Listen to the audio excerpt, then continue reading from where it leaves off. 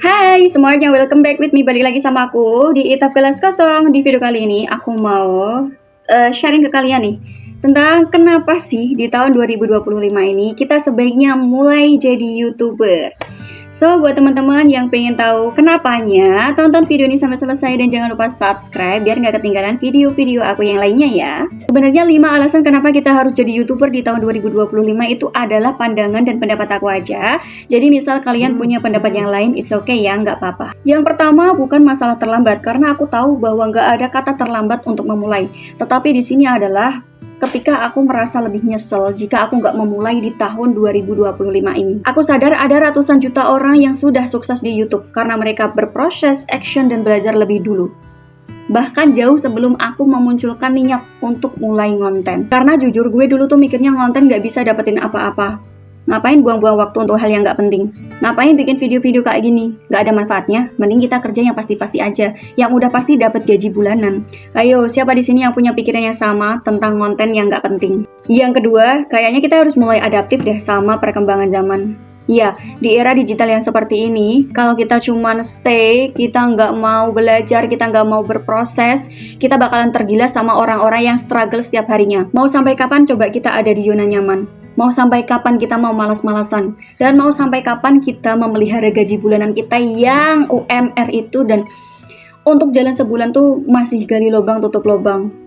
Dibilang cukup, aslinya enggak. Aslinya kita banyak nahan untuk mencukup-cukupkan uang itu. Ya enggak? Maka dari itu aku mikirnya gini, kenapa aku nggak mencoba terjun di dunia YouTube?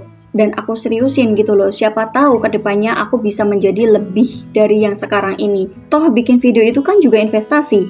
Yang ketiga, manfaatkan apa yang aku punya. Seperti yang kalian lihat sekarang di video aku kali ini, aku masih menggunakan background seadanya, lighting lampu yang aku punya, nggak ada tripod, aku pakai toples. Kedengaran?